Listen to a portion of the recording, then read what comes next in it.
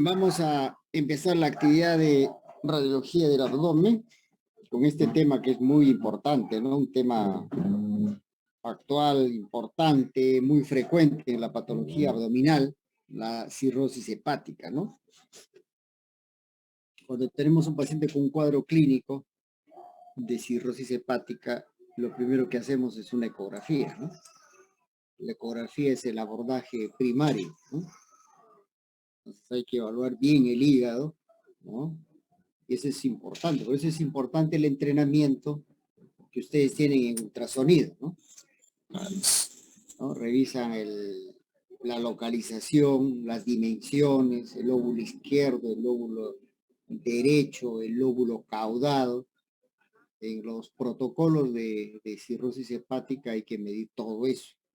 ¿No? Pues veo que miden solo el lóbulo derecho, ¿no? El lóbulo izquierdo, el lóbulo caudado, los contornos, la ecoestructura del parénquima, ¿no? El patrón micronodular, la distorsión de la arquitectura, sobre todo esos estados incipientes, ¿no?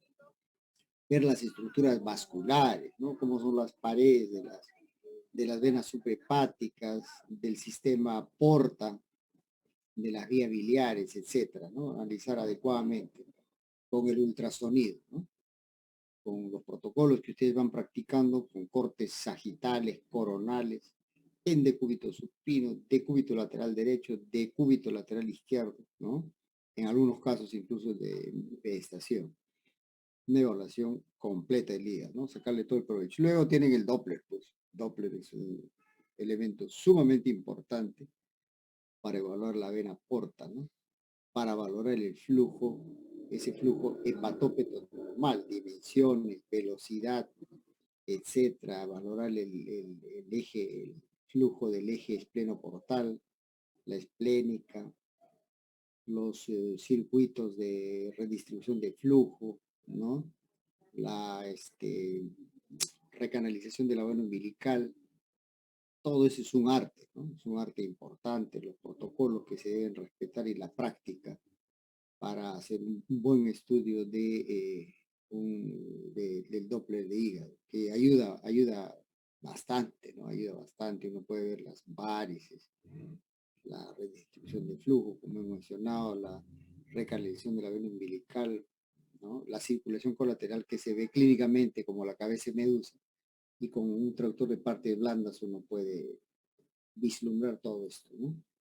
Y luego tiene la elastografía, pues, que hoy por hoy se va convirtiendo y en el futuro va a ser parte importante, ya con todas las máquinas ahora modernas tienen elasto, pues, elasto, ¿no? El share wave, que es un elemento importante, incluso en los protocolos ya internacionales deja de lado la biopsia. ¿Sí?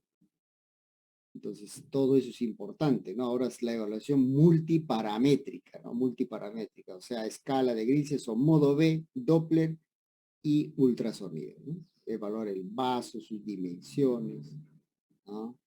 El flujo periesplénico, la vena esplénica, la mesentérica superior, todo eso, ¿no? La vena cava, etc. Y luego tiene la tomografía, pues, ¿no? La tomografía y te da un panorama más amplio, ¿no? Y ves la hepatomegalia, ves la esplenomegalia, la distorsión de la arquitectura, las estructuras vasculares. Sobre todo ayuda mucho para ver la parte vascular, aquella que no se puede, se atisba, pero no se ve con ultrasonido, ¿no? Todos los paquetes varicosos, ¿no? De todo el sistema de recanalización o el sistema, sí, pues, del eje esplenoportal, ¿no? Entonces, y en un tercer plano, la resonancia cuando uno quiere delimitar mejor las lesiones en el hígado, ¿no? Si uno quiere valorar si es un nódulo de regeneración o es un hepatocea. Entonces, este es un tema apasionante, importante, que todos debemos manejar, ¿no? Entonces, vamos a escucharle a Julio esta presentación. Adelante, Julio. Y gracias, doctor. Bueno, buenas tardes con todos. Como bien ya mencionó el doctor, el día de hoy vamos a conversar un poco sobre lo que es la cirrosis hepática, un tema bastante extenso, complejo, amplio, pero también interesante. Bueno, como bien ya mencionó el doctor, básicamente el enfoque es multiparamétrico y bueno, vamos a abordar los puntos más importantes con respecto a este tema. Bueno, mi nombre es Julio Daniel Alvarado, soy médico residente de segundo año del Hospital Regional de Huacho.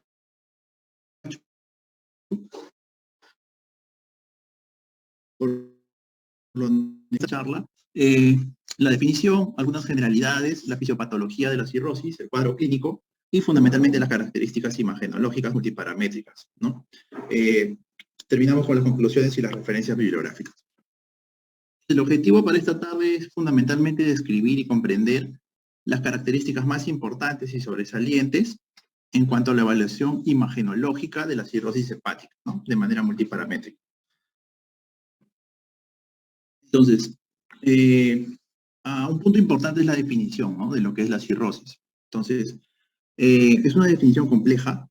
Sin embargo, la mayoría de los autores coinciden en que es un punto de llegada, una vía común para una amplia variedad, un espectro amplio de procesos de las hepatopatías crónicas, ¿no? En donde la característica fundamental es que todas van a desembocar en necrosis, muerte hepatocelular, fibrosis y nódulos de regeneración, que son consecuencia de la conversión o de la distorsión de la arquitectura hepática, ¿no? Entonces, necrosis hepatocelular, fibrosis y nódulos de regeneración como consecuencia de esta necrosis y fibrosis, ¿no? Básicamente, esa es la definición que puede de alguna manera acercarse a lo que es la complejidad en esta gama de la patología.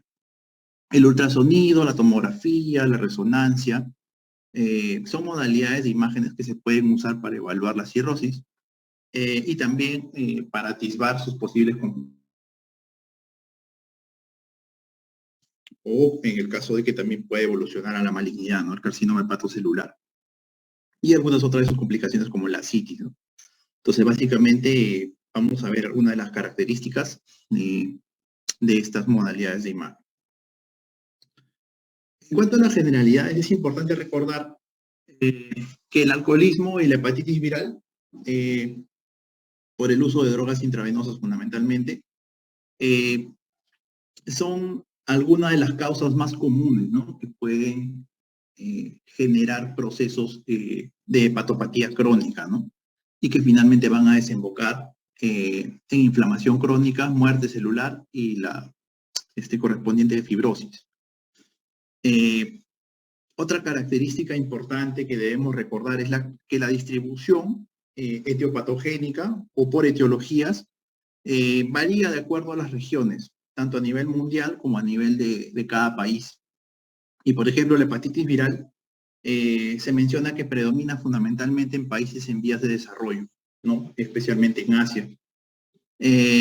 Mientras que en la distribución occidental, fundamentalmente, de manera general, porque cada país también tiene sus características, la cirrosis alcohólica oscila entre el 60 y el 70%, ¿no? Luego vienen todas las otras causas, ¿no? Fundamentalmente la hepatitis viral, ¿no? Mencionar también que la hepatitis B predomina en África subsahariana y en Asia. El virus de la hepatitis C es más común en países occidentales, ¿no? Una mención especial a la esteatosis hepática o su evolución, la esteatohepatitis criptogénica, no alcohólica, que también tiene un porcentaje importante, ¿no? Que va del 10 al 15%. Las enfermedades en el espectro de las vías biliares, ¿no? Tipo colangitis esclerosante primaria, colangitis biliar o cirrosis biliar primaria, que también tienen un porcentaje no despreciable, que van del 5 al 10%. Algunas otras causas ya vienen las enfermedades metabólicas, hemocromatosis, enfermedad de Wilson, deficiencia de alfa-1 antitripsina, y esos están alrededor del 5%. No debemos olvidar las hepatitis autoinmunes, ¿no? Las colagenopatías, enfermedad vascular, la parte de la insuficiencia cardíaca congestiva, fundamentalmente del lado derecho, ¿no? Que también va a producir hepatopatía de tipo congestiva, ¿no? El síndrome de Budd-Chiari, ¿no? Compromisos de las venas hepáticas, la enfermedad veno-oclusiva hepática, que es rara, pero también se menciona dentro del espectro, ¿no? Y ya más alejado también la fibrosis quística. Y bueno, tampoco debemos de olvidar que hay medicamentos que pueden producir daño hepático crónico, ¿no? Por ejemplo, el metrotexato. Entonces, un poco para hablar de la fisiopatología, que es importante, ¿no? Tenerla clara, quiero mostrarles en esta lámina, fundamentalmente, de manera esquemática, cómo es el ovulío hepático, ¿no? Que es la unidad fundamental de lo que es el hígado. Entonces, básicamente, para recordar las características, ¿no? Que tenemos la tríada portal con su conducto biliar, el vaso porta y el vaso de la arteria hepática, ¿no? El ovulío hepático tiene una forma poliédrica, ¿no? Hexagonal, en donde en los vértices están las tríadas portales, ¿no? Y a través de todo el volumen de este poliedro, van a atravesar de manera trabecular, de manera sinusoidal, estos vasos, ¿no? Que son ramificaciones y luego drenajes, ¿no? Que conectan, ¿no? El sistema porta con el sistema de las venas hepáticas. Entonces, están formando una red de forma sinusoidal, y por eso, bueno, se llaman sinusoides. Dentro de estos sinusoides también, alrededor de estos sinusoides están los hepatocitos, ¿no? Y los canalículos biliares. Entonces, toda esta complejidad nos explica por qué cuando se produce la muerte de los hepatocitos y se hace una mayor producción anómala, por así decirlo, en cuanto a las fibras de colágeno y a otros tipos de tejido conectivo que se van a producir a este nivel, ¿no? Y van a ocasionar un mayor grado de rigidez, de dureza, y por lo tanto compresión, no van a permitir una adecuada circulación, una adecuada interconexión entre estos dos sistemas, porta con el sistema de las venas hepáticas, y por lo tanto van a devenir en todos los cambios que vamos a ver a continuación, ¿no? Que se producen en la cirrosis hepática. Entonces, fundamentalmente, en lo que es el hígado normal, tenemos a los hepatocitos, como habíamos visto acá también, están distribuidos de esta manera, y alrededor pues está la matriz extracelular, toda la parte del componente extracelular, que es donde fundamentalmente se va a producir la parte de la fibrosis, de la producción de este tejido conectivo anómalo.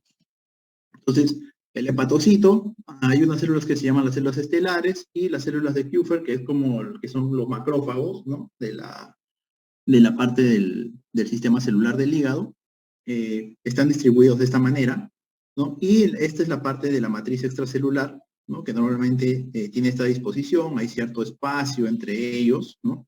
Que a este nivel también se van a ubicar los sinusoides, ¿no? Y eso ocurre, esta disposición, cuando el hígado está normal, cuando está sano, ¿no? Sin embargo, cuando ya hay una noxa, hay un daño, sea cual fuere la causa, lo que va a ocurrir, ¿no? De manera común, ¿no? Es que esta célula estelar o miofibroblasto va a modificar la síntesis de algunos factores, ¿no? Como factores de crecimiento, factores proinflamatorios, factores fibrogénicos, ¿no? Liberación de citoquinas, y eso va a producir que este espacio, ¿no? Ese espacio extracelular,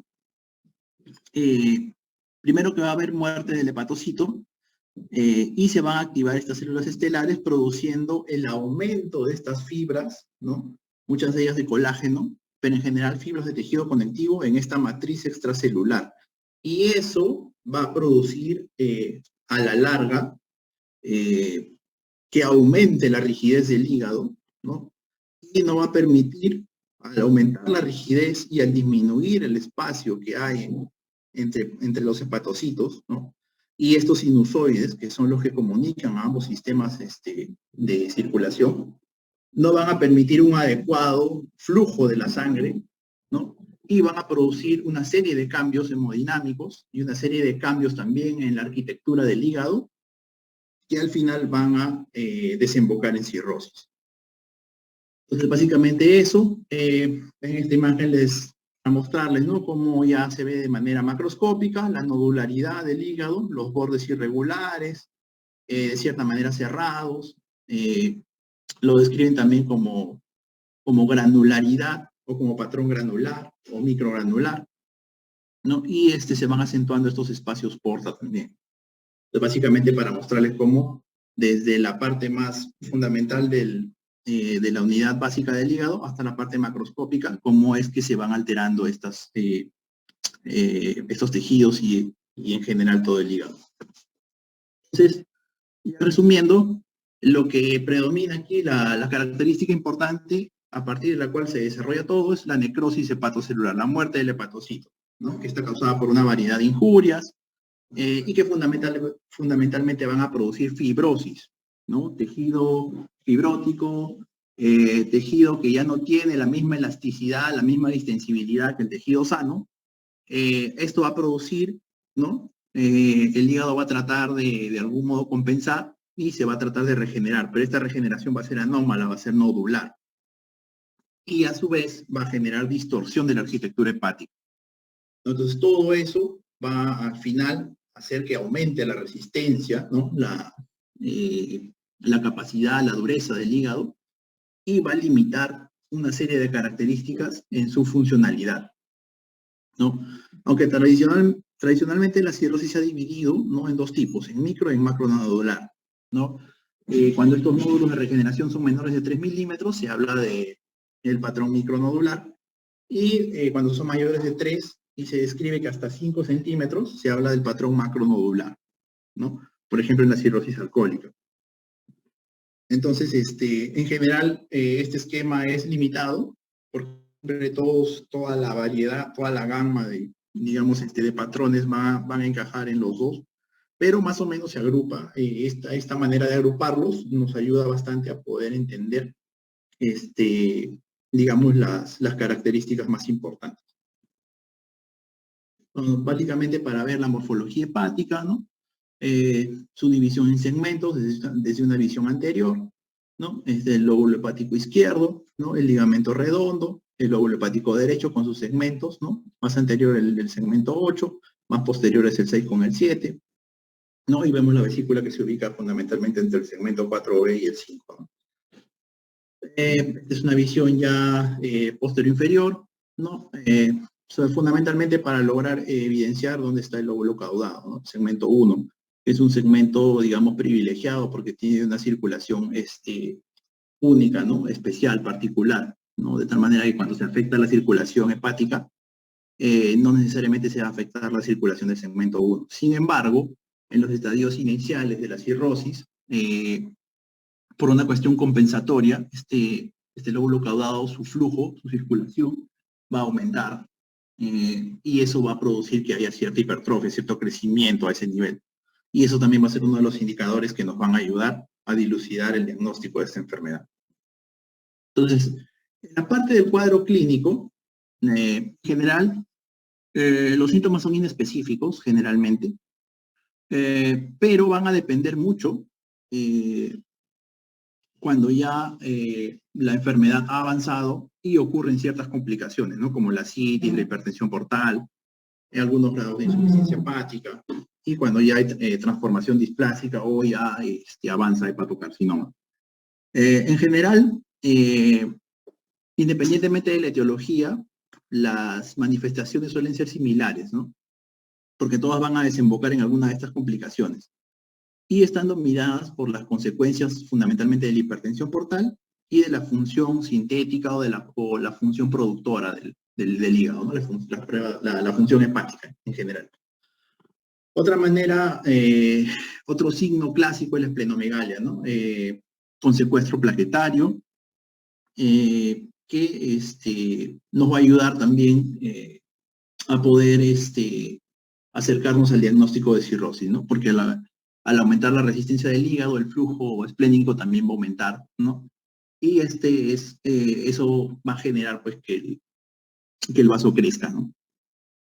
La parte de la encefalopatía hepática también es una complicación importante, consecuencia de la hipertensión portal y de algunas derivaciones portosistémicas, ¿no? Y también de algunos problemas en la translocación intestinal, en la translocación bacteriana intestinal. La disminución de la función productora sintética se puede manifestar, la función hepática fundamentalmente se analiza con las pruebas de coagulación y albúmina, ¿no? Cuando hay disminución de la albúmina, o mejor dicho, cuando se altera la función hepática como tal, comienzan a disminuir los niveles de producción de albúmina y de algunos factores de coagulación.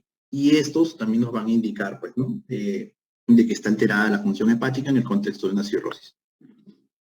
Hay varias escalas para la valoración de la severidad. Las que más se utilizan son las que les muestro a continuación. La escala de Child-Pugh, ¿no? Que tiene algunos parámetros bioquímicos, el EPA-score y el METAVIR, ¿no? Que también nos ayuda para la correlación con algunas modalidades de imagen. Ya pasando a las características imagenológicas, tenemos que hablar fundamentalmente, para empezar, del ultrasonido, ¿no? Bueno, la ecografía es el primer examen, como bien mencionó el doctor Ramírez, de abordaje inicial frente a un paciente con sospecha de cirrosis hepática, ¿no? Y tenemos las modalidades del modo B, el Doppler y la elastografía por ultrasonido. Entonces, para recordar, ¿no? En el caso del modo B, acá les muestro algunas imágenes, ¿no? En este caso, en esta primera imagen de superior izquierda, estamos viendo el hígado en un corte sagital, ¿no? Vemos su relación íntima con el riñón derecho, fundamentalmente a nivel del segmento 6, básicamente para ver cómo es la ecotextura normal, ¿no? La arquitectura normal tiene esos bordes bien definidos, ¿no? Cierta ecogenicidad, ¿no? Los ángulos agudos, y todo está, digamos, todo se define de manera adecuada, ¿no? Eso es básicamente cómo se ve normalmente por ultrasonido en modo B, el hígado. Y tiene cierta similaridad la ecogenicidad del hígado con el riñón, un poquito más ecogénico, nos puede ayudar también a poder correlacionar cómo está su ecogenicidad, ¿no? En casos de hepatopatías, cuando comienza a aumentar, solemos correlacionar o comparar, ¿no? Con la ecogenicidad del riñón. Entonces, básicamente eso. En esta otra imagen de la derecha, seguimos viendo, ¿no? Cómo los bordes son bien definidos, el ángulo agudo, ¿no? Este ya es en un corte transversal, ¿no? Vemos la vía biliar común, ¿no? El colédoco, y vemos la vena porta, ¿no? A este nivel, en este corte justo se ha cortado de manera transversal la arteria hepática, ¿no? Que está siempre en contacto cercano con la vena porta y el colédoco, ¿no? La vía biliar común, formando parte del hilio hepático. Y en esta imagen de la parte de abajo, vemos cómo se distribuyen, ¿no? Ya es en un corte subcostal, vemos cómo desembocan, ¿no? Cómo llegan las venas hepáticas, ¿no? La vena hepática izquierda, la vena hepática media y la vena hepática derecha, cómo desembocan en la vena cava inferior. Entonces, esta disposición, esta es la arquitectura normal, ¿no? La ecoestructura normal del hígado, visto por ecografía en modo B. Entonces, acá tenemos algunas imágenes también, ya básicamente para ver, en este caso, tenemos un corte sagital en el que se muestra el lóbulo hepático izquierdo, ¿no? El lóbulo hepático izquierdo, en la parte más inferior se logra visualizar el lóbulo caudado, a veces no es tan sencillo verlo, pero más o menos esa es la ubicación, ¿no? Y en la parte más posterior vemos ya a la vena cava inferior, ¿no? Acá también se insinúa la vena hepática izquierda, ¿no? Y la fisura del ligamento venoso es lo que delimita, pues, ¿no? Con la vena cava delimitan el lóbulo caudado, ¿no? En este otro corte, ya este es en corte transversal, vemos un poquito de manera más ecogénica el ligamento falciforme, ¿no? Y a ese nivel más hacia lateral tenemos ya lo que es el segmento 4. Y más hacia medial tenemos ya, dependiendo del nivel de corte, el segmento 2 o el segmento 3, ¿no? Y se puede ver también parte del parénquima del páncreas. Pero básicamente para mostrarles cómo es la ecotextura normal, la ecoestructura normal del hígado. Y en estas otras láminas ya vemos cómo se va. Obviamente esto no ocurre en los estadios iniciales, ¿no? Esto ya ocurre más en etapas avanzadas. Vemos cómo el hígado ha perdido su ecoestructura habitual y vemos pues esta heterogeneidad, esta granularidad en el parénquima, ¿no? Los bordes ya no están tan bien definidos como habíamos visto en las láminas anteriores y vemos que tienen estas irregularidades, ¿no? Estas irregularidades que se describen muchas veces como bordes aserrados. El ángulo ya no es tan agudo, ¿no? Y vemos pues que también está rodeado por líquido perihepático, ¿no? Líquido ascítico. En este caso, en esta otra imagen, estamos viendo ya en corte subcostal, ¿no? Nuevamente el patrón, la granularidad, estos micronódulos, ¿no? Que están dándole ese aspecto clásico, ¿no? De la hepatopatía crónica tipo cirrótica, ¿no? Y nuevamente vemos ahí cómo los bordes ya se van tornando irregulares, ¿no? Vemos cómo van llegando ya en este caso no se describe dilatación todavía de las venas hepáticas, pero ya podemos ver en el modo B fundamentalmente la alteración, ¿no? De la arquitectura hepática. Ahora, en la parte del Doppler, es importante que nosotros podamos analizar los vasos más importantes, fundamentalmente la vena porta, la arteria hepática, ¿no? Y las venas suprahepáticas, para nosotros poder tener una idea de cómo está, digamos, de cierta manera, la funcionalidad de los flujos y de esta manera, de un modo indirecto, poder sospechar, ¿no? Si hay algún grado de hepatopatía. Entonces, por ejemplo, en esta imagen de la izquierda, estamos viendo, pues, ¿no? Que tenemos un Doppler de la vena porta, en donde, si recordamos, bueno, básicamente acá vemos que la caja de color, la parte del color rojo está hacia arriba, entonces significa que todo lo que se pinte de color rojo se va a acercar al transductor. Entonces vemos que el flujo de la vena porta se está acercando hacia el hígado, es un flujo hepatópeto, ¿no? Entonces, eso es parte de la normalidad, ¿no? Porque el flujo de la vena porta se dirige pues hacia el hígado, ¿no? Y es, digamos, una de las venas, es la vena que mayor aporte nutricio y de irrigación le da al hígado, ¿no? Aproximadamente el 80% versus el 20% de la arteria hepática. Y básicamente acá es para ver pues, esas características, ¿no? Es un flujo hepatópeto. En la parte del Doppler espectral vemos una fasicidad, ¿no? Vemos un espectro fásico, ¿no? De lo que es el flujo en la vena porta. Este es el espectro normal en la vena porta, ¿no? Y este es en la parte del Doppler color, cómo se distribuye el flujo hacia el hígado, el flujo hepatópeto, ¿no? Vemos en esta otra imagen de la derecha, si bien es cierto el flujo sigue siendo hepatópeto, vemos ya como hay hay un poco ya de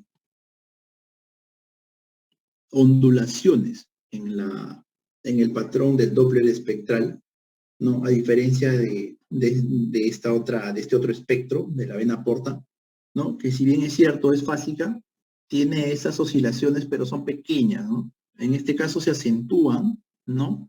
Y si bien es cierto, están dentro de los rangos de normalidad, se describe que los rangos de velocidad oscilan entre 16 a 40 centímetros por segundo, ¿no? En un rango aproximado. Si bien es cierto, acá la velocidad todavía está conservada, pero vemos que en el Doppler espectral ya hay cierta ondulación, ¿no? Hay ciertos picos en este espectro de la de la vena porta, y eso no es normal, ¿no? Y hay cierta alteración a ese nivel. En este caso, en la imagen de la izquierda, vemos que ya en el espectro no hay esas fluctuaciones normales que veíamos acá, ¿no? En la onda fásica.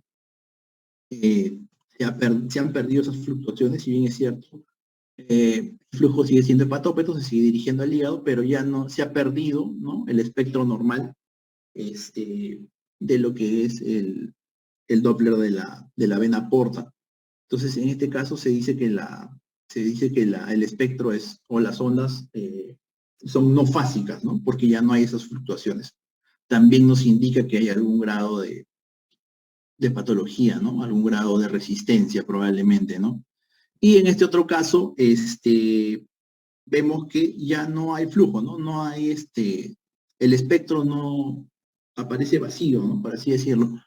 Y en la zona de la región de interés, en el volumen de muestra, ¿no? Vemos que no hay, no se pinta, ¿no? El color. Entonces se dice que en este caso estamos frente a un espectro afásico, porque carece de flujo, ¿no? En estadios ya avanzados, o podría ser también algún tipo de obstrucción, ¿no? Probablemente un cuadro de trombosis podría asociarse con este tipo de ondas, ¿no? Entonces, básicamente para mostrarles cómo se va alterando según los grados en cómo va aumentando la resistencia del hígado, se pueden ir alterando los patrones del Doppler espectral y también vamos a ver también que se va a alterar el Doppler color en la vena porta. Bueno, en este caso ya estamos viendo, ¿no? Que hay un flujo bifásico, ¿no? Que al inicio, a veces con los cambios respiratorios, comienza a ser de ida y vuelta. En este caso, estamos viendo pues que en la imagen de la izquierda ya el flujo no es en dirección hacia el hígado, sino es flujo inverso, se aleja del hígado, o sea, es un flujo hepatófugo. Y hay otros momentos en los que sí regresa hacia el hígado, ¿no? Entonces, por eso se llama un flujo bifásico o bidireccional. También ya indica cierto grado de patología, cierto grado de resistencia. No, recordemos que la cirrosis en un primer momento no se va a mostrar de manera florida, no va a ser tan sencillo dar con el diagnóstico, ¿no? En un primer inicio la resistencia que ofrece el hígado al flujo portal va a hacer que la velocidad aumente, ¿no? Pero va a seguir fluyendo en dirección hacia el hígado, ¿no? Y ya en estadios más avanzados, ¿no? Como la resistencia ya es muy alta, la velocidad va a disminuir, ¿no? Y va a llegar un momento en que el flujo más bien va a ser inverso, ¿no? El flujo se va a dirigir, va a salir más bien del hígado, ¿no? Dependiendo eso ya en estadios más avanzados de la enfermedad. Entonces, básicamente para mostrarles eso, ¿no? Este flujo bifásico. Y acá tenemos otra imagen, ¿no? De Doppler, en donde estamos viendo, ¿no? Claramente cómo el flujo de la vena porta, nuevamente si analizamos pues nuestra caja de color, vemos pues que en la parte superior está nuevamente el color rojo, y eso es lo que debería aparecer en cuanto debería pintarse de color rojo, porque normalmente pues el flujo de la vena porta es hepatópeto, ¿no? Debería acercarse al transductor. Entonces, acá estamos viendo más bien que se pinta de color azul, lo que nos indica que se está alejando, ¿no? Es un flujo inverso, es un flujo hepatófugo. Y lo podemos corroborar con el Doppler espectral, ¿no? El espectro se dibuja por debajo de la línea de base, ¿no? Y eso nos confirma de que estamos frente a un flujo inverso y estamos frente a un Doppler indicativo de hipertensión portal, ¿no? La hipertensión portal como consecuencia ya de aumento de la resistencia en el parénquima hepático, ¿no? Probablemente secundario a una cirrosis. Entonces, otro paso importante que debemos analizar dentro de lo que es el Doppler es la arteria hepática, ¿no? La arteria hepática que discurre paralelamente a la vena porta, ¿no? Si, como podemos ver acá, esta zona, ¿no? Es un poco más amarilla, anaranjada, ¿no? Ese indica flujo arterial. ¿no? Mientras que la zona de acá es un poco un rojo más oscuro, menos velocidad, se trata pues de la vena porta como tal. Entonces, en la arteria hepática, también, bueno, su flujo es hacia el hígado, ¿no? Es el otro 20% del aporte vascular del hígado. Posee una alta velocidad, que generalmente oscila de 30 a 60 centímetros por segundo. Su diámetro suele ser menor a 3 milímetros, una arteria bastante delgada, pequeña, ¿no? Y vemos que en cuanto al Doppler espectral, vemos estos picos, ¿no? Estos picos sistólicos característicos de un espectro de arteria, ¿no? Y vemos que la resistencia es baja, ¿no? Normalmente su índice de resistencia oscila entre 0.5 a 0.7. Acá también hay un espectro de Doppler de la arteria hepática, ¿no? Vemos que tiene una baja resistencia, ¿no? Esta diástole es amplia, lo cual nos indica que la resistencia es baja, y lo cual es característico de la arteria hepática, ¿no? Vemos en este caso que en el Doppler color el flujo se dirige todavía hacia el hígado, ¿no? Es un flujo hepatópeto. Si bien es cierto, la velocidad pico sistólico está por encima de 60, pero se dice que para empezar digamos, a catalogarlo como patológico, sobre todo en el contexto de cirrosis, empezar a sospechar en cirrosis a partir de velocidades por encima de 100, ¿no? Y también nos dice, los artículos refieren que se debe también evaluar el índice de resistencia, ¿no? Que generalmente cuando este índice de resistencia está por encima de 0.7 ya nos habla, ¿no? De que hay cierto grado de fibrosis, de aumento de la resistencia en el parénquima hepático. Entonces, básicamente para mostrarles el espectro del Doppler de arteria hepática. En este caso ya estamos viendo, pues, ¿no? Acá habíamos visto que es un flujo de baja resistencia. Acá estamos viendo que las diástoles ya son más pequeñas, ¿no? El espectro está alterado, ¿no? Entonces, solo mirando el espectro ya podemos decir que este Doppler de la arteria hepática está alterado, hay un aumento de la resistencia, ¿no? El cual se corrobora cuando se calcula el índice de resistencia. Y esto pues nos habla de que ya hay cierto grado de fibrosis, de mayor dureza, de mayor resistencia en el hígado, ¿no? Un signo indirecto de lo que es la cirrosis. En cuanto a las venas hepáticas, bueno, la morfología del Doppler, la morfología de las ondas, tienen este aspecto característico, ¿no? Trifásico. Algunos autores describen que puede ser tetrafásico porque, bueno, el espectro de estas ondas está conformado por una onda superior, que es la onda A, luego viene la onda S, otra onda superior que es la onda B y la onda D, ¿no? La onda A fundamentalmente correspondiente a lo que es la contracción auricular, ¿no? La onda S, que es la sístole del ventrículo derecho, la B, que es el cierre de la válvula tricuspidia, y la D, que es la diástole ventricular derecha. Entonces, muchas veces esta onda B, ¿no? El cierre de la válvula tricuspidia, se puede sobrepasar la línea de base y da este aspecto, ¿no? Tetrafásico de la onda. Eso no nos indica patología, es parte de la normalidad, pero generalmente se manifiesta de esta manera, ¿no? Como una onda trifásica. Y eso es lo característico en las venas hepáticas, ¿no? Esta es la morfología habitual, ¿no? Del Doppler espectral. Acá tenemos una imagen de Doppler color, ¿no? Vemos como las venas hepáticas, el volumen de muestra está en una de ellas, la vena hepática media, y nos marca esta morfología en el Doppler espectral, la cual es normal. Ahora, cuando ya hay patología en el hígado, cuando hay hepatopatía crónica, cuando hay aumento de la resistencia, comienzan a haber ciertos cambios, ¿no? Y lo que ocurre normalmente es que estas ondas trifásicas o tetrafásicas comienzan a perder esa morfología, ¿no? Esa morfología de trifásico, ¿no? Fundamentalmente al inicio la onda A, ¿no? Comienzan a perderse, comienzan a perderse esos picos, ¿no? Cuando en etapas tempranas de la enfermedad, y vemos cómo conforme va avanzando, conforme va creciendo la hepatopatía, la resistencia, los problemas en el flujo de estas venas hepáticas, comienza a alterarse la morfología hasta volverse plano, ¿no? Cuando ya se vuelve plano, ya decimos pues que ya hay una alteración, ya una fase ya avanzada de lo que es digamos, la circulación normal en las venas hepáticas, ¿no? Como consecuencia, como consecuencia de algunos problemas obstructivos o de incrementos en la resistencia de lo que es el parénquima hepático.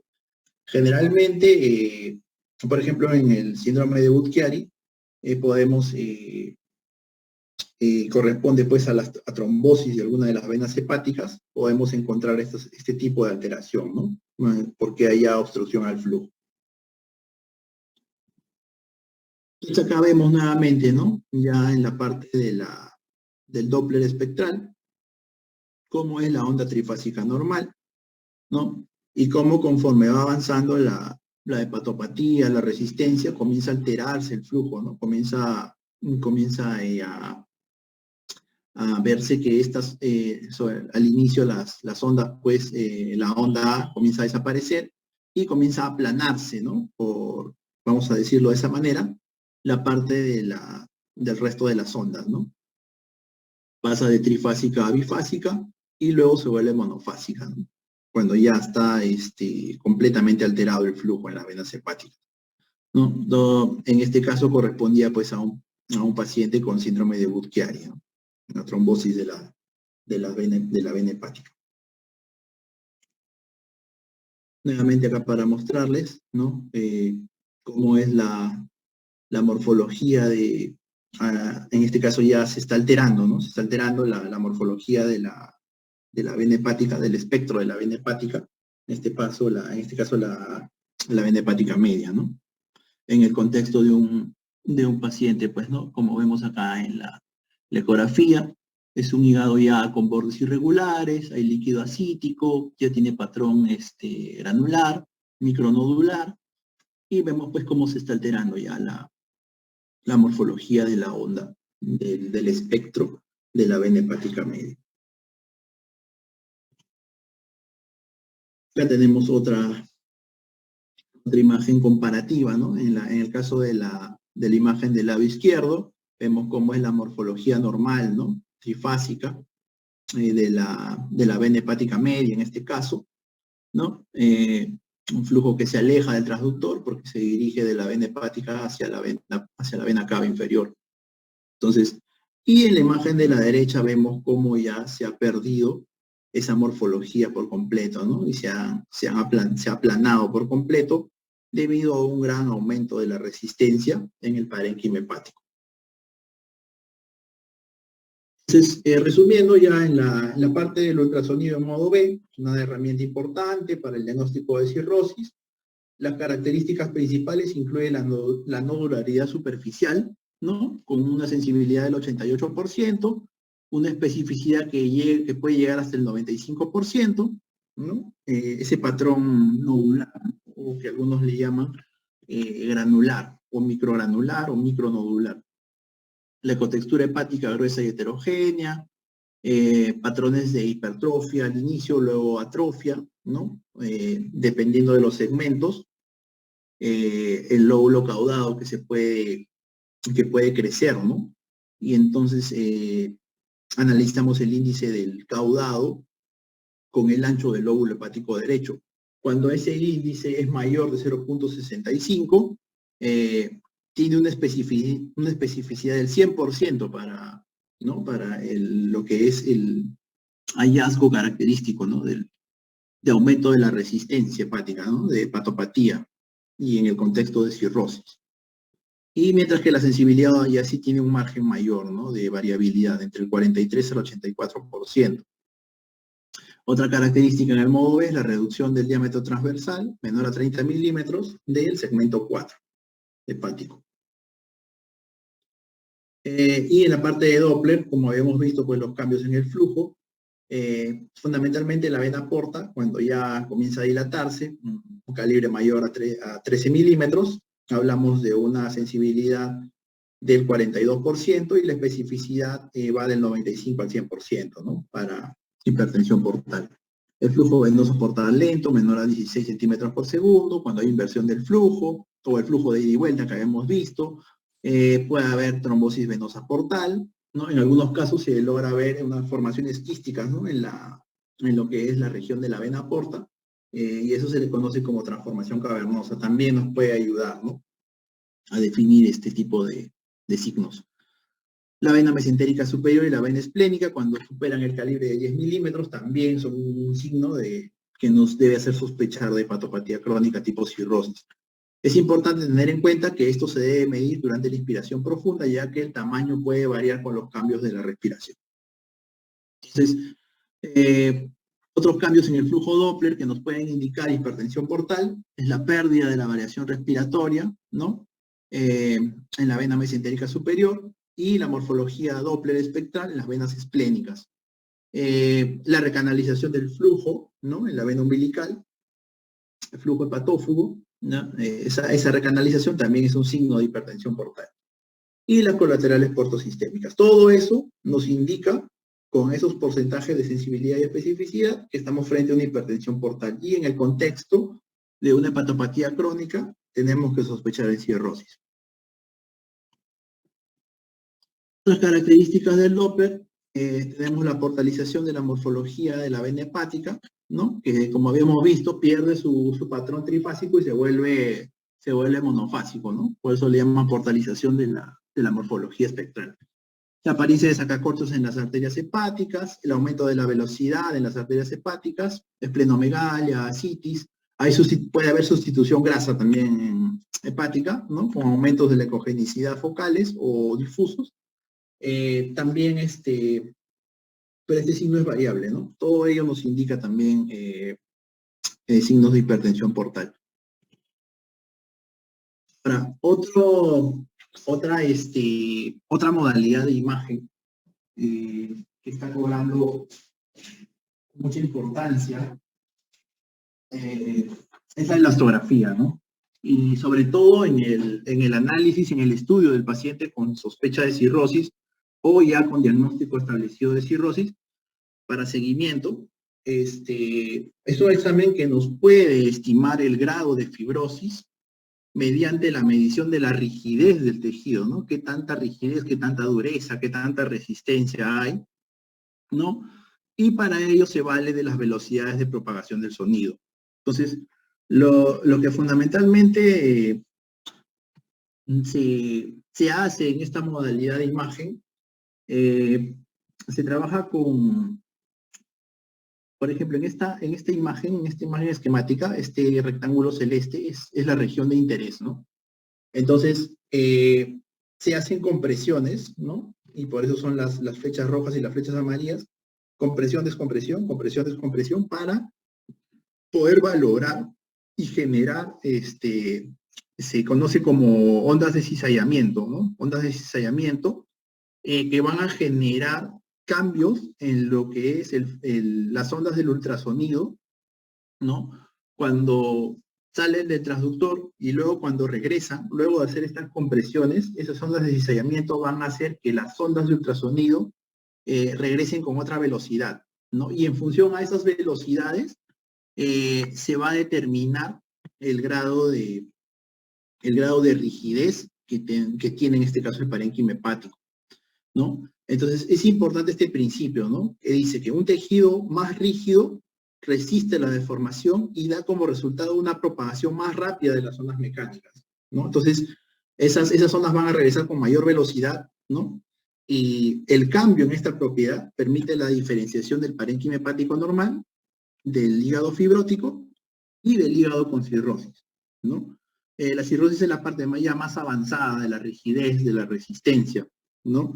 Fibrosis se habla pues de, se hace la distinción, ¿no? De que es en etapas iniciales, ¿no? Cuando ya pasa de cierto umbral de resistencia, que luego lo vamos a ver, ya se habla de cirrosis, ¿no? Como los módulos de regeneración, etc. Entonces, estos cambios de velocidad que se producen como consecuencia de la compresión-descompresión y que van a hacer el resultado de este tipo de análisis nos van a permitir calcular ciertos valores, ¿no? De velocidad y también de presión, ¿no? Que se miden en kilopascales y que luego lo vamos a ver. Entonces, al generar esos cambios de velocidades en las ondas de ultrasonido, se van a poder hacer los cálculos de las velocidades y de las presiones para determinar el grado de rigidez que tiene el hígado. Entonces, y determinando ese grado de rigidez, se va a determinar el grado de fibrosis, que es lo que nos interesa, ¿no? Todo ello con el objetivo de muchas veces no llegar a una biopsia innecesaria. Entonces, dentro de las modalidades de elastografía, tenemos básicamente estas dos, que es la modalidad strain y la shear weight. La elastografía strain fundamentalmente se dice que es cualitativa, ¿no? Su análisis es más con pulsos estáticos o cuasi estáticos, mientras que la shear weight ya es una modalidad cuantitativa de elastografía. Es dinámica, los pulsos son dinámicos, hay dos tipos, la transitoria y la continua. En lo que es la continua, es la elastografía por resonancia. Entonces, fundamentalmente, para el tema para el estudio del paciente con cirrosis, para el diagnóstico de cirrosis, nos vamos a centrar en lo que es la elastografía shear weight. Entonces, es importante también tener claro esta clasificación del METAVIR, ¿no? En donde vemos aquí es un sistema de clasificación que va desde 0 hasta 4 y que nos va a hablar del grado de rigidez, del grado de resistencia, el grado de fibrosis que puede tener o por los cuales va atravesando el hígado en el contexto de una hepatopatía crónica. Entonces, el F0 es un hígado normal, sin fibrosis. El F1 es una fibrosis mínima, leve o inicial, ¿no? El F2 ya es un estadio intermedio de fibrosis, ¿no? O una fibrosis ya significativa. El F3 es una fibrosis ya severa, ¿no? Avanzada, ¿no? Y luego de la fibrosis severa avanzada, el escalón siguiente ya viene a ser lo que es la cirrosis como tal, el F4. Entonces, lo que es la elastografía shear weight es el examen con mayor sensibilidad y especificidad para el diagnóstico de fibrosis hepática clínicamente significativa. Esto es importante, ¿no? Porque el diagnóstico de fibrosis se debe hacer de la mano con el impacto clínico que pueda tener el paciente. Y de esa manera nos va a poder ayudar a discriminar y en muchos casos a evitar biopsias hepáticas innecesarias, ¿no? Porque el diagnóstico se puede hacer muchas veces mediante esta modalidad de imagen. Entonces, nos va a ayudar fundamentalmente en el diagnóstico de la fibrosis hepática en diversos estadios, dado que su correlación histopatológica es mayor al 83%, es bien alta, ¿no? Superior a los demás métodos. Y es un muy buen predictor de hipertensión portal clínicamente significativa cuando sus resultados superan los 17 kilopascales. Entonces, nuevamente, para el estudio de la fibrosis hepática clínicamente significativa, el examen de elección es la elastografía shear weight. Entonces acá tenemos un esquema, ¿no? de cómo es que se visualiza y se realiza la medición, ¿no? de este tipo de elastografía. Se hacen varias mediciones, ¿no? de la dureza, de la rigidez, ¿no? Estas mediciones se hacen en kilopascales y luego de hacer estas mediciones, que en este caso tenemos 6 mediciones, mínimo 6. Se va a hacer, perdón, ¿no? Mínimo 6. Sí, mínimo 6. Entonces, luego de hacer estas mediciones, se hace la máquina ya hace un promedio, ¿no? Con un porcentaje de IQR, que es el rango intercuartílico, que debe ser menor de 30%, lo cual nos asegura de que las muestras y el promedio son adecuados, ¿no? La muestra es adecuada. Entonces, en este caso vemos que está haciendo un cálculo de 26.5 kilopascales, ¿no? Que en este caso correspondería pues a una hipertensión portal clínicamente significativa. Pero esto es básicamente para tener el esquema general. Entonces, los puntos de corte según van a variar dependiendo de los equipos, ¿no? Como menciona este artículo, de las modalidades técnicas y limitaciones. Por ejemplo, ¿no? Dependiendo del score Metavir, ¿no? Que va de F0 a F4, tenemos los diferentes equipos, por ejemplo, el FibroScan, el Siemens, el Philips, el Explorer y el General Electric, ¿no? Tienen sus puntos de corte, ¿no? Diferentes de lo que son las medidas de la presión, que también van de la mano con las velocidades, ¿no? Y por ejemplo, en el caso de General Electric, un riesgo bajo, ¿no? O un hígado normal tendría que estar debajo de 8.29 kilopascales, ¿no? Y por ejemplo, en el caso de FibroScan, eso ocurre con 7 kilopascales, ¿no? Básicamente para mostrarles que esto también es dependiendo del equipo, ¿no? Y mientras que, por ejemplo, en el F3, ¿no? En la fibrosis ya avanzada, moderada, significativa, el paso previo ya para lo que es la cirrosis, por ejemplo, en FibroScan, habla de un punto de corte de 15 kilopascales, mientras que, por ejemplo, el General Electric habla de mayor de 9.4 kilopascales. Entonces, básicamente para ver que estas mediciones van a depender también de con qué equipo estemos trabajando. Pero la idea es que mientras mayor sea la presión, va a haber un mayor grado de rigidez y por lo tanto se va a clasificar se podría clasificar en diferente grado de lo que es el score Metavir y también de lo que es el grado de fibrosis o catalogarlo como una cirrosis. Entonces, este punto es importante porque esta es la regla de los 4 para poder nosotros valorar, ¿no? Nosotros valorar lo que es la fibrosis clínicamente significativa asociada a hipertensión portal. Entonces, por ejemplo, en el estudio de VAR, ¿no? Se hicieron pues estas mediciones y nos dice, ¿no? Que cuando la medición del Shear Weight es menor de 5 kilopascales, tiene una alta probabilidad de ser un hígado normal, de ser un valor normal. Cuando va de 5 a 9, ya comienza a aparecer lo que es la fibrosis leve, ¿no? La fibrosis leve, no se descarta la parte de la enfermedad hepática crónica, pero todavía estaría en un estadio inicial. Entonces se ameritaría un test de confirmación. Cuando ya está entre 9 y 13, ¿no? Hacemos este test de confirmación y cuando supera los 13 kilopascales, es muy sugestivo ya de una enfermedad hepática crónica, lo que vendría a corresponder a la fibrosis intermedia, ¿no? Y cuando ya supera los 17 kilopascales, ya estaríamos frente a una enfermedad hepática crónica clínicamente significativa, ¿no? Asociada también a hipertensión portal. Entonces, vamos viendo que los puntos de corte va de 5 a 9, a 13 y luego a 17, ¿no? Por eso se llama la regla de los 4. Entonces, por ejemplo, acá tenemos un paciente varón de 47 años, ¿no? En donde estamos viendo, bueno, vemos que la morfología hepática está conservada, ¿no? La ecotextura también, el tamaño también está conservado, ¿no? El tamaño del vaso también está conservado, no hay esplenomegalia. Vemos aquí en el Doppler color el flujo de la vena porta es hepatópeto, ¿no?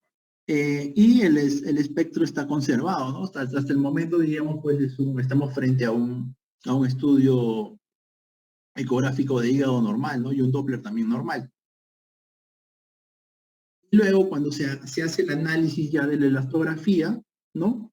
Luego de hacer el promedio de las mediciones, nos arroja pues un promedio de 10.9 kilopascales, ¿no? Con un IQR del 21%, lo que nos dice que es una buena toma de muestra, ¿no? Y vemos pues que estamos, según la regla de los 4, por encima de 9, ya tenemos una fibrosis hepática moderada, ¿no? O intermedia, ¿no?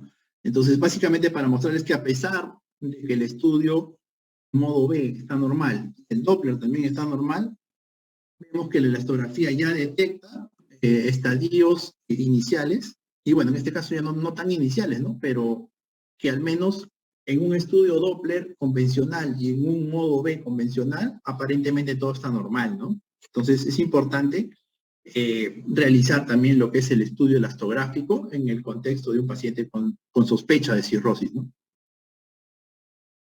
Acá tenemos otro caso, es un varón de 67 años, donde estamos viendo, pues, el tamaño del hígado está conservado.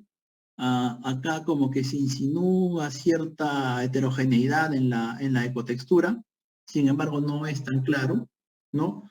Vemos que ya hay una leve esplenomegalia, ¿no? El vaso está en 123, y en el espectro, en el Doppler, vemos pues la velocidad, si bien es cierto, el flujo se conserva todavía hepatópeto, pero la velocidad ya está prácticamente disminuida, ¿no? Está en el límite inferior, pero ya se puede considerar como una velocidad disminuida, ¿no? Entonces ya estamos viendo cierta alteración en lo que es la parte del Doppler, ¿no? Compatible con un signo de hipertensión portal, ¿no? Que nos haría sospechar ya de cierto grado de rigidez hepática, cierto grado de fibrosis.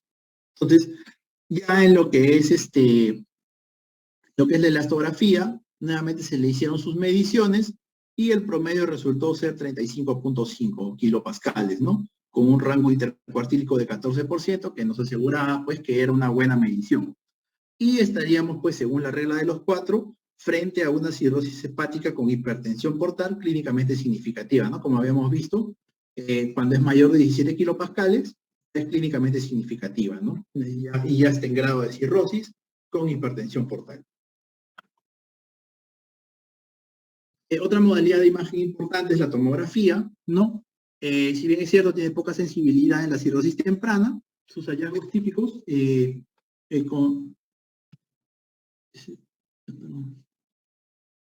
los hallazgos típicos incluyen, bueno, similar, ¿no? La nodularidad superficial, los nódulos regenerativos le dan ese aspecto también granular, ¿no? Que pueden ser hiperdensos o pueden ser isodensos al hígado. Hay otro tipo de nódulos que se llaman los nódulos sideróticos, ¿no? Que se llaman así porque tienen acumulación de hierro, ¿no?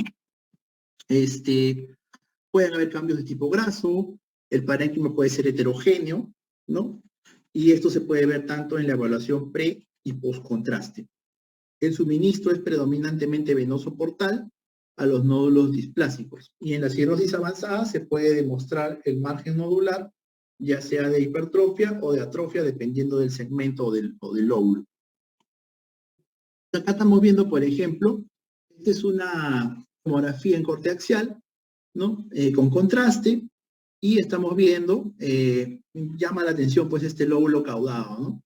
Esta es la forma de cómo se hace el índice, el cálculo del índice caudado lóbulo hepático derecho.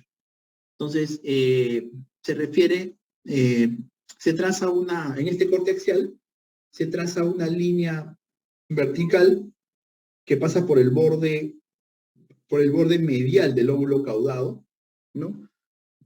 Y hay otra línea que debe pasar en el borde, aquí está mal, aquí debería ser en el borde lateral o en la sección en donde la vena porta comienza a ramificarse, ¿no? Se traza la segunda línea, ¿no? Y en perpendicular a esas dos se traza esta tercera línea, ¿no? Pero fundamentalmente lo que medimos acá es este sector, ¿no?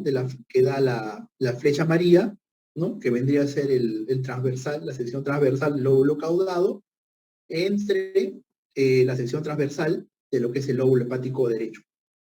Entonces, cuando ese índice es mayor de 0.65, o sea, cuando el caudado es más del 65% del lóbulo hepático derecho, estamos frente a una hipertensión portal y a una una hipertensión portal, a un crecimiento del lóbulo hepático, del lóbulo caudado, con una especificidad del 100%, ¿no? Como habíamos visto.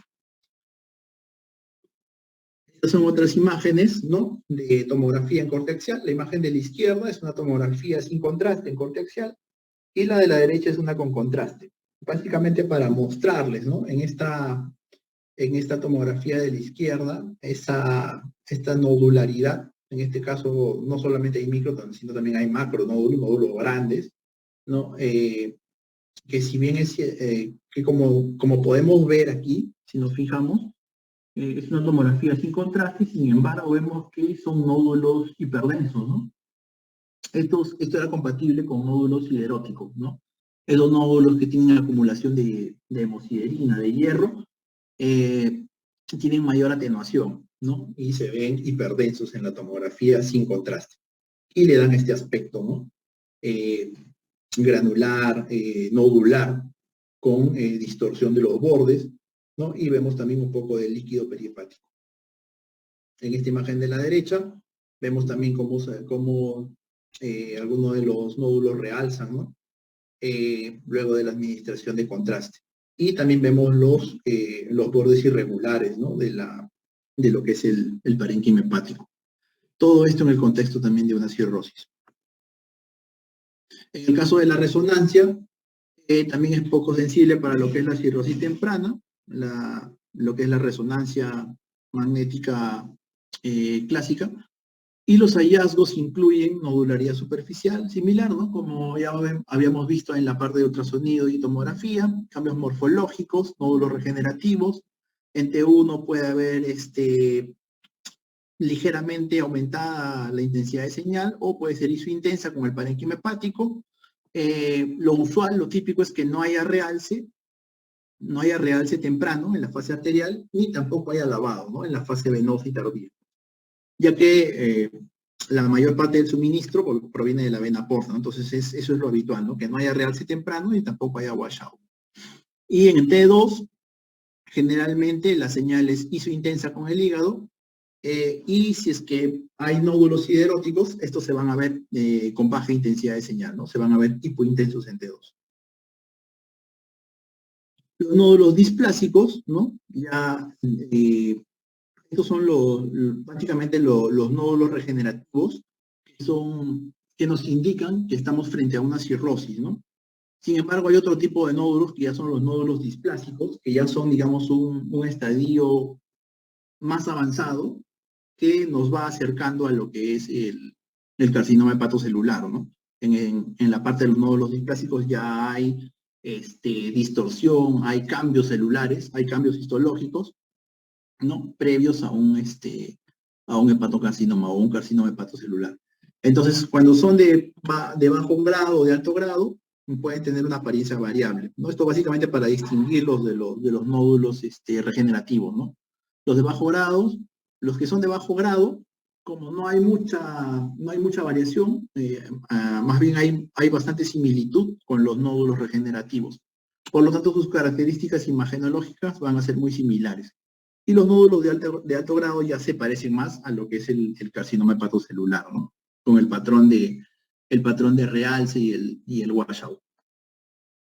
El carcinoma hepatocelular pequeño ya es el siguiente estadio, ¿no? Luego de los nódulos displásicos viene el carcinoma hepatocelular pequeño, y la modalidad con T1 con contraste, con adolinio, hay realce y lavado en fase arterial, ¿no? La diferencia, ¿no? De los nódulos regenerativos, que no tenían realce y tampoco tenían lavado. La cápsula puede haber realce en la fase tardía, ¿no? Y el crecimiento, va a haber crecimiento de estos nódulos entre estudio y estudio, ¿no? En los intervalos de cada estudio. El T2 típicamente puede ser leve o moderadamente hiperintenso, ¿no? De mayor intensidad de señal en este tipo de carcinoma hepatocelular pequeño. Y otro punto importante que debemos mencionar es que la angiografía por resonancia magnética también se puede usar para evaluar la permeabilidad de la vena porta y las colaterales portosistémicas. Acá tenemos, por ejemplo, dos imágenes en corte axial de resonancia magnética, ¿no? En donde, por ejemplo, estamos viendo en la imagen de la izquierda, ¿no? Correspondía es una imagen, ya está mi flita. Esta imagen de la izquierda, ¿no? Es una resonancia en corte axial, ¿no? Potencial en T2, en donde estamos viendo las características típicas, ¿no? Del aumento, de tamaño del lóbulo hepático izquierdo, ¿no? Fundamentalmente los segmentos laterales, ¿no? Dándole un aspecto de cierta manera lenticular, se describe de esa manera, ¿no? Con algo lenticular o biconvexo, ¿no? Sobre todo de los segmentos laterales, con hipotrofia o atrofia del segmento medial, ¿no? Que correspondería ya a lo que es la parte del segmento 4. Y en la imagen de la derecha estamos viendo ya lo que es otra imagen de resonancia coaxial, ¿no? Estamos viendo ya cierta hipotrofia, atrofia, ¿no? De lo que es el lóbulo hepático derecho, ¿no? Con algunas varices, ¿no? Que es como van señalando acá las flechitas, ¿no? Hay cierta tortuosidad e incurvitación de los vasos, ¿no? Este es un estudio contrastado.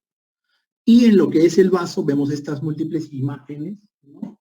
Que son pocos puntiformes, hipointensos, que están, digamos, distribuidos de manera difusa y corresponden, pues, a nódulos sideróticos, ¿no?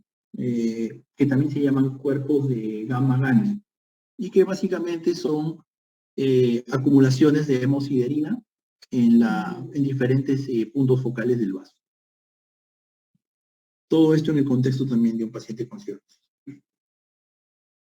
Y en estas dos imágenes, ya de resonancia magnética en corte axial, estamos viendo nuevamente pues la nodularidad, ¿no? De todo el parénquima hepático, los bordes alterados, cierta cantidad de líquido perihepático, ¿no? Estas imágenes están potenciadas en T2 y el líquido se ve hiperintenso, ¿no? Acá también, de otro paciente, también con nódulos de regeneración, nódulos cirróticos, el patrón nodular, acá ya vemos que tiene más líquido acítico, ¿no? Y hay una mayor hipotrofia del parénquima hepático, mayor grado de fibrosis. Y ya para terminar, también tenemos lo que es la elastografía por resonancia magnética, que también es una modalidad muy importante en lo que es el estudio de la cirrosis, de la fibrosis hepática, y básicamente consisten en imágenes adquiridas durante un examen por elastografía, que luego del procesamiento se genera una gama de imágenes, ¿no? De espectros que van a permitir crear mapas de rigidez conocidos como elastogramas, ¿no? Y luego de ello se va a generar una versión final, que es el mapa de confianza, con la región de interés que se quiere analizar, y parecido a lo que habíamos visto en la elastografía por ultrasonido, se van a generar diferentes, digamos, valores de presiones para poder analizar el grado de dureza, el grado de rigidez del parénquima hepático, ¿no? Entonces, por ejemplo, acá estamos viendo esta imagen de magnitud, esta imagen de fase, ¿no? Estas imágenes se procesan y luego se genera el elastograma en escala de grises, la imagen de ondas y el elastograma color, para al final producir un elastograma en escala de grises con un mapa de confianza del 95%. Y el elastograma color, ¿no? Básicamente para poder hacer las mediciones. Y estos son los valores de rigidez hepática por elastografía por resonancia. Nótese que son diferentes, ¿no? Son otros valores diferentes a lo que habíamos visto en la elastografía por Sherway, por ejemplo, ¿no? En ecografía. Entonces, básicamente vemos que cuando está por debajo de los 2.5 kilopascales es un valor normal. En este rango de 2.5 a 2.9 ya puede haber inflamación, ¿no? De 2.9 a 3.5 es el estadio 1, del estadio 1 a 2 de fibrosis, de 3.5 a 4, estadio de 2 a 3 de fibrosis, y de 4 a 5 va al estadio 3 a 4 de fibrosis, ¿no? Más de 5 ya es la fibrosis avanzada, no, perdón, el estadio 3 es la fibrosis avanzada, y el más de 5 ya es la cirrosis, ¿no? Entonces, en este caso ya son, digamos, parámetros diferentes por el mismo mecanismo del estudio de imagen, ¿no? Pero tiene también sus parámetros para determinar el grado de rigidez. Por ejemplo, acá tenemos un elastograma de color por resonancia magnética. Nótese que acá el mapa de color es diferente, ¿no? Bueno, eso también es regulable, ¿no? Pero la convención acá es que lo que tiene mayor rigidez, mayor dureza, está de color rojito. Mientras que en la elastografía por ultrasonido, lo que tiene mayor rigidez o mayor dureza, convencionalmente utiliza el color celeste o azul, ¿no? Entonces, en este elastograma tenemos una escala de 0 a 8 kilopascales y muestra la distribución de la rigidez, ¿no? La rigidez hepática promedio en todo el hígado, luego de hacer el cálculo, salió en 5.7, que si regresamos aquí a los valores de rigidez, está por encima de 5, entonces está en un estadio de cirrosis, ¿no? Compatible con fibrosis hepática estadio 4 o cirrosis. Y se puede apreciar la gran heterogeneidad de este elastograma como consecuencia de la cirrosis. Como conclusiones, debemos tener en cuenta que la estadificación precisa del grado de fibrosis es esencial en el manejo y la determinación del pronóstico de los pacientes con enfermedad hepática crónica, ¿no? Es fundamental estadificar los grados de fibrosis, sobre todo en estadios tempranos. Y bueno, aunque la biopsia hepática se considera el gold estándar, el estándar de oro para la evaluación de la fibrosis, tiene múltiples limitaciones, ¿no? Entre ellas está incluida la naturaleza invasiva, la incapacidad para evaluar el grado de fibrosis en todo el hígado, dado que las muestras son sectoriales, pues, ¿no? Y el error de muestreo y la incidencia de complicaciones. Entonces, y ya para finalizar, la elastografía por ultrasonido y la elastografía por resonancia magnética han surgido como las modalidades de elección para cuantificar la fibrosis hepática, demostrando ser superiores a las imágenes transversales convencionales, especialmente, y esto es muy importante, en las etapas presirróticas, ¿no? Que es lo que nos interesa en este tipo de pacientes, ¿no? Poder diagnosticar y poder actuar en estas etapas presirróticas. Estas son las referencias que utilicé, y eso es todo, doctor. Muchas gracias.